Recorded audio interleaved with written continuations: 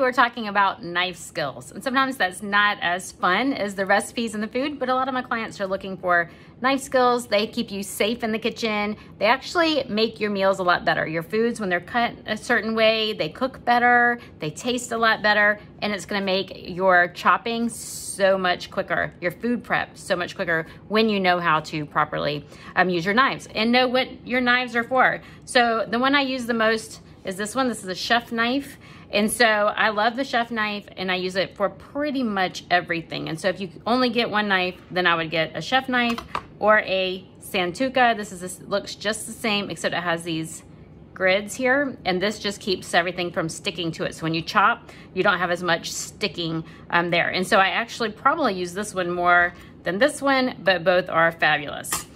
Some that I don't use as often, I never use, this is a boning knife. This is to remove like bones from fish or getting the bones from chicken. I don't eat any meat or animal products, so I don't really use that one. This one is a paring knife, and I use it like to cut avocados and things that are just a lot smaller, but I don't use it that often, and I could always use my chef knife for that too. This one is a bread knife. It's really nice if you want to cut something that's kind of crumbly and you just kind of saw. I don't use it that often, but it is one that I do find handy if I am slicing like a homemade bread. This one, I can't remember the exact name. I call it a bird's beak. Maybe that is the name. But you can see it has this sharp edge here. And I use it when I'm slicing sushi. If you ever make your own homemade sushi, I make vegan sushi all the time, and we just use it to slice. It's really great. It doesn't squish the sushi, and so that's that one.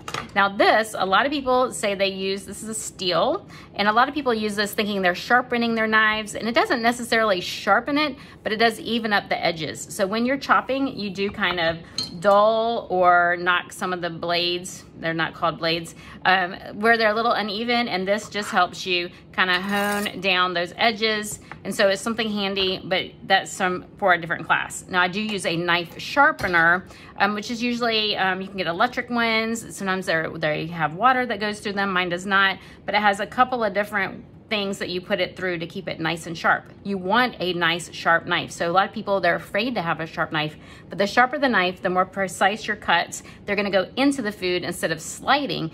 Just think, if your knife slides, you're more likely to get cut. And so you want it to be nice and sharp.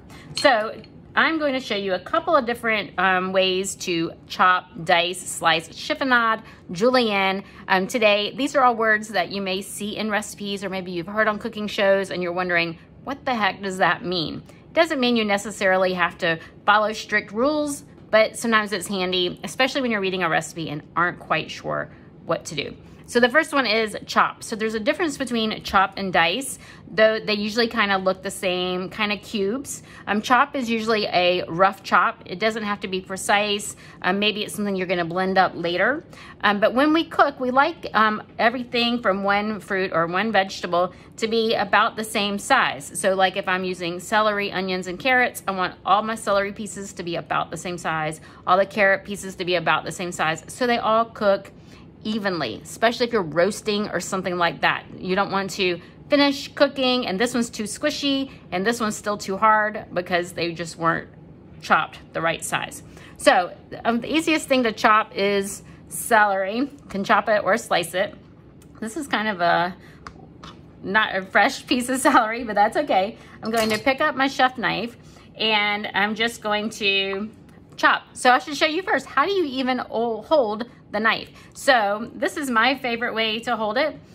So here, see how I can hold the knife with all my other fingers not even holding the handle. I pinch the blade between my thumb and my first finger, and then I wrap the other fingers underneath where they're not going to get in the way. Some people like to hold it this way. I feel like I have much better control if I'm pinching the blade. You want nice control with the blade. Now, when we chop on the shows and things, you hear chopping. That is not a safe way to chop. You want to keep one part of the knife down on the blade so that you have complete control of the blade as well. So when I cut, one thing that I do is I will put the knife down and then I kind of push forward as I'm slicing. I'll repeat that again. So I have the overhead camera, so hopefully you see that way as too, but I press down and push forward.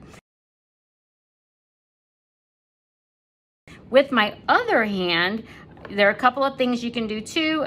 Some people will hold it this way. I don't find that to be very comfortable, so I will usually kind of pinch it this way. And so watch what I do, and then I can explain it. So I'm gonna slice, and I'm moving the vegetable forward like this. And I'm just chopping, so it don't have to be real even on my chops there. And so what I like to do, you want to make sure that the fingertips are down. You don't want to hold it this way. You don't want to hold it this way, because then you're more likely to cut. You want to tuck in those fingers, and you want to rest your knife on the knuckle. And then that way, you're not going to cut your finger, and it is also going to help you glide a little bit better on those slices. So I'm looking at you when I need to be looking at the vegetable. And so this is just kind of slicing or chopping, and we can do that with other vegetables as well. So chop is just kind of a generic term. It's not very specific. All right, so move that out of the way. So let's dice an eggplant. And so I'm going to do a follow-up video on using knife skills with more unusual plants. So this is a Japanese eggplant here, and so it's much skinnier than the regular globe one that we see. Is it even called globe? I can't remember. Anyway, what I'm going to do, whenever I have something round, I want a flat piece so it doesn't wobble, but this one's pretty stable because of the curve. I'm going to cut off this green part here. So I'm just going to press down and slice, and this other hand is kind of far away. I don't even have to worry about it. And with eggplant, I leave the skin on. You can always peel it if you want to, but I'm going to chop it. So I'm gonna cut it into some manageable pieces. So in about thirds here.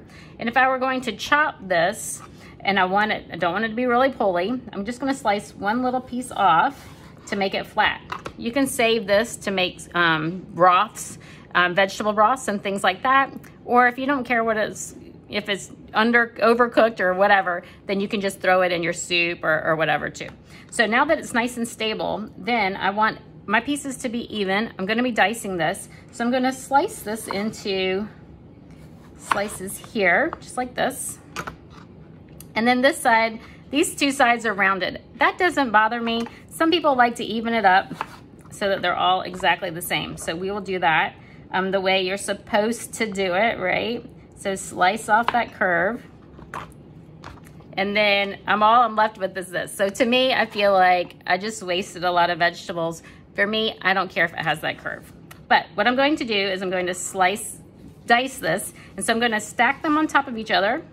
And then I can cut that in the middle. See how my fingers were tucked in? And then I'm going to turn them and then dice it. So they're still stacked. They don't have to be stacked. I want to even them up, and I want them to be about the same size. And some recipes will tell you what size dice, but there we go. We just have these cubes. They're all about the same size. I have not been practicing my dicing skills when I was in cooking school over 20 years ago, and we did have to have them all be precise size. I'm not that concerned about it, but here are our cubes.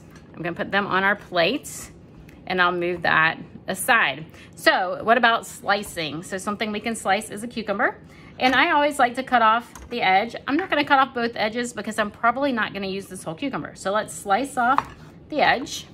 Once again, I'm going to cut it into a manageable piece. So let's say I'm gonna use half of a cucumber because I'm making a salad or something like that. So I just cut it in half, it's still, and remember it's roly-poly. Now, I don't like to waste food, so I'm gonna just cut this one right in half. Now, with cucumber, it has all these seeds. That's a lot of moisture. If I'm gonna be putting this in a salad that I want to be eating over a few days, then I want to get something like a melon baller and remove all of these seeds just to keep the moisture off of the salad. For today, let's assume I'm gonna be eating the whole salad today. So I can do this together, or I can do them separately. I'm going to line them up, and then depending on how thick you like your slices, if you like a really thin slice, once again, I've got my claw, my fingers are tucked back, I'm holding the knife, and I am turning my body. That's something else I didn't mention. I'm turning my body at an angle, and then I'm pushing forward. So I press down, push forward, press down, push forward. And I can kind of use this top one as my guidelines. So they all end up being about the same size. Now with cucumber, I'm not gonna be cooking it, but this works with zucchini and carrots and things like that too. So you can see I've got my cucumber slicing up really nice and neat. All the pieces are about the same size. It's gonna make for a really nice presentation, which we eat with our eyes first, right? We look at the food and decide, hey, that looks good or it doesn't look good. So here are our slices of cucumber. Put that over on our plate. So what is something else? Let's see, we diced, we chopped, we sliced. It could be a chiffonnade. So a chiffonnade is like ribbons. So here I have some romaine, and I like to use it with Chinese cabbages if I'm making like a coleslaw, but then I also use it with herbs as well. And so what I do is I stack my greens on top of each other. Now this one has some edges that I would prefer to cut off. If you're looking at the overhead camera, let's trim those off. And so I'm just running my knife along the side. I didn't tuck my fingers in, so if you're looking at the overhead, I apologize. Okay, so I'm going to stack them, and then I'm going to roll it up. I don't normally do this with romaine, but you'll get the point. So I rolled it up, and then I'm just going to do the same thing. So my fingers are back, and I'm moving the knife across. So the knife is kind of seesawing. I'm going down and forward. And so see, it's starting to curl up. That's okay, I can just fold it over. Inching my fingers back. I don't have to be that precise, so I'm not even close up to it. Moving the knife, not moving the food. And then you can see I end up with these ribbons here. And so that is great for like a coleslaw or a stir fry where you don't want a lot of greens. I also like to do this with like collard greens. It's a great way to do it. So here is one chiffonnade. Or you can do it with spinach or basil. And if you want it to be like a garnish, a lot of herbs. If you have some herbs or small leaves, I have some spinach here. So I'll do it again. See if I can put it on overhead camera for you. Stacking my leaves, my spinach here. Curl them. They're a little bit harder to curl. And I might not want those stems, so I put them all together so the stems are all on the same side. That way I can just cut them off when I get there. That'll be my stopping point. So let me move that cucumber seed out of the way. And once again, fingers tucked back, gripping my knife so I have full total control, and I am just rocking and rolling here. Rocking and rolling, moving my knife back, and then my stems are separate. I have the chiffonnade of, this is spinach, but it would be great with basil as well. Okay, so what is something else? With green onions, there are a couple of different ways we can do green onions. Let me wipe off the cutting board and my knife. All right, so we could, I always start off with cutting off the root. So I'm gonna cut off the root, and I put this in a bag in the freezer for broth. Same with carrots, same with celery. So for this first one, I'm just going to slice it. It is roly-poly. The leaves can kind of hold it down. I can keep it firm. I have control over it. It's not too big for me. So I'm not gonna worry about evening up the side. I'm going to, once again, I'm turning my body, got my fingers tucked, full control over my knife. The tip of my blade is down, and I'm down, slide forward, and then back. I lift up and back, and the same thing. And so I'm slicing. This is great if you just want green onion slices here. So just like we sliced before. But what if I want, sometimes in some Asian cuisine, I'm gonna slice off the root, put that in my freezer bag. Sometimes we'll slice it at about 1.5 to 2 inches. And then I'm turning it and I'm cutting lengthwise and lengthwise again. And so it's not really matchstick, which we'll do in a minute, but then you get these kind of long shreds. And I used to love to eat like mushu in the Chinese restaurant, and you have these nice long ribbons. We use these when we make vegan sushi, or if we make spring rolls and things like that. We love these long slices, and I could even cut that in half again. So that's something that I like to do with green onions. So let's make some matchsticks with celery. Let me wipe off the board, because even though that was just green onion, it's made my eyes burn. Okay, so here is a carrot that we are going to cut into matchsticks. I'm going to cut off this end here. I know I don't want to eat that. That can go into my freezer bag. I want to cut it into manageable pieces. So about thirds. And then I'm gonna cut off that one side so I don't have that roly-poly side like we did in the beginning. It's nice and flat, it's not going to roll around. And I'm going to turn my body and I'm gonna cut off this other side, just like we did in the beginning with the dicing, because I want it all squared up to make the matchsticks. I'm gonna turn it again. Total control of my knife, press down, turn and press down. Now, what can I do with these scraps? Because I don't want to waste them. They will be great in a salad. So all I can do, I can lay them down like this, stack them almost like we did the chiffonnade. I don't want them to roll though. And then keep my fingers back from control of the knife and cut that into almost like shreds. And that can go onto my salad for the week. And so I'm not wasting the carrot.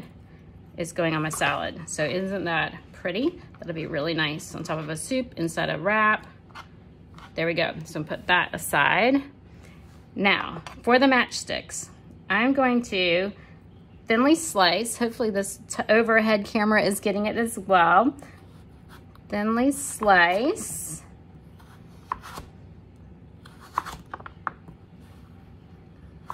Carrots are a little firmer. And then, we did this earlier already. I'm going to slice again. So just like when we started dicing, only we're not gonna dice it. We could, I'm going to. So this one is getting kind of roly-poly, and that's gonna be hard. So what I'm going to do, and this is how when I teach kids cooking classes, I tell them to use like a rainbow. So I'm gonna hold it like this, and then press down in the middle. So I have a rainbow there, cutting that way. I still got it. Now, if I want something really small diced, then I would chop these to make a really small dice. I've never really done that, but it'd be great to garnish a soup or something. All right, so I'm gonna keep chopping these. So if you want your matchsticks bigger, then you would just make a bigger slice to begin with when we cut it. All right, so here are our matchsticks, also great for vegan sushi or spring rolls or even on salads. That's kind of thick though. Now they're kind of too small. If you were gonna make like dippers to dip into a dip, you would probably want it to be a little bit bigger than that. I have a fly flying around. That's an awful thing to have during a video. All right, so now I'm going to be doing the same thing again. I'm cutting off the edges. Once again, those scraps will be great on my salad.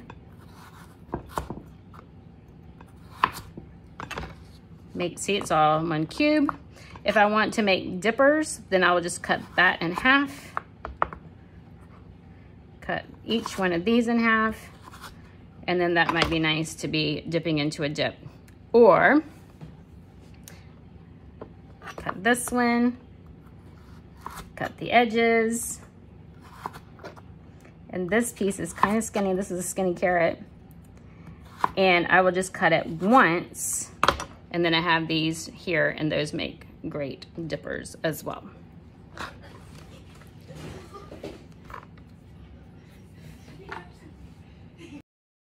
Okay, so the next thing I'm going to do is mince some garlic. So here is a garlic clove. So a lot of times people ask me, can I just use the garlic in the jar that you buy in the grocery store? And you can. However, we don't know how long it's been sitting in the jar. Sometimes it has a preservative. You want to make sure it doesn't have that or something else added to it. If you want to eat garlic for medicinal reasons, you want to get all of those wonderful qualities, then you want to keep it fresh and you want to use it fresh. So I'm just going to break this clove off and I'm going to lay it down. And people do this a little bit different ways. I like to press on this non-dull side. So I'm gonna lay my knife down on top of the garlic I'm going to hold my hand up. See how my fingers are sticking up so that I don't get cut? And I'm going to kind of stand up and put a lot of pressure on that garlic. When I release, you can see the skin comes right off. And I don't want this little hard part right there, so I'm going to trim that off. Now, what I do when I mince garlic is I'm going to first thinly slice it. And so I have my fingers curled back so I don't cut the tips of my fingers off. And I'm going to do the rock and roll, tip down, slide forward, and I go back and forth until I get to the end. And then I knock it all off. Now, one thing I never do is go like this. I'm not going to do it with the knife. That's going to dull my knife if I scrape the board. So if I want to line them up, I use the dull part and slide and put them together. So sometimes I like to do that. Let's put them together. Firm grip on the knife, tip down, and I'm just going to put this hand, fingers up, flared up so I don't cut them, and I'm going to thinly slice again.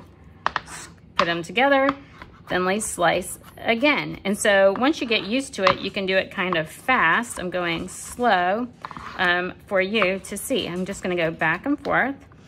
Sometimes the big pieces get stuck up top, so I have to knock them back down. And then I put my hand again on the tip and I just go back and forth again until it is the size that I want it. And then we can just kind of rock back and forth this way. And there we go. We have our minced garlic. So I have this plate here to show you at the end, and I'm running out of room with all this chopping. So the last one I will show you today is onion. Once again, I'm gonna do a follow-up video with some of the more unusual ones like melons, jicama, maybe a rutabaga. So I'm going to do an onion. So I already peeled off the papery skin, but I left this here. I'm gonna cut off this tip right here. Once again, this can go in my freezer bag to make a broth later on.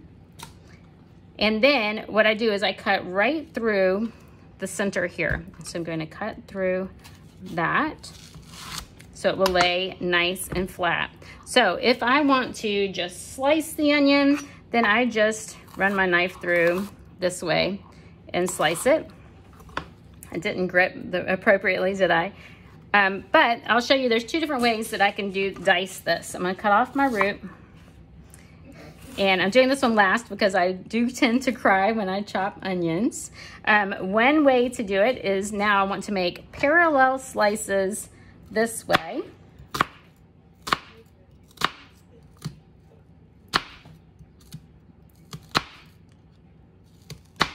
And then the way we were taught in cooking school is you hold your hand like this and you make slices in without cutting all the way through.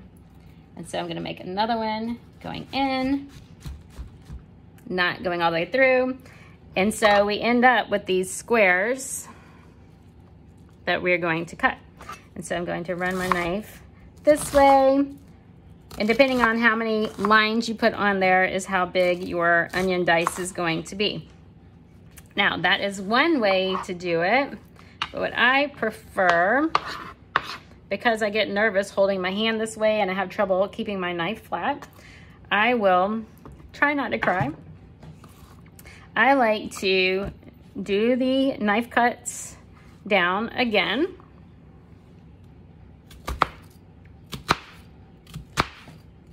Parallel. And then I stand it up and I do the same thing again. Ooh, here come the waterworks. Once again, I have those cubes and I press down to get my onions. Okay, so let me pause. Okay, so here are our vegetables. We did the chiffonnade, we did the matchsticks. Here's some more chiffonnade. We have slices, we have chops, dices, minced garlic, and then even the green onion ribbons here and the diced onion. So I hope this helps you on your cooking journey. I have lots of recipes and even a cookbook you can find at holisticjen.com. Please like and subscribe to my channel and share it with your friends. And let me know what you are dicing, chopping, cooking, and if you learned something today.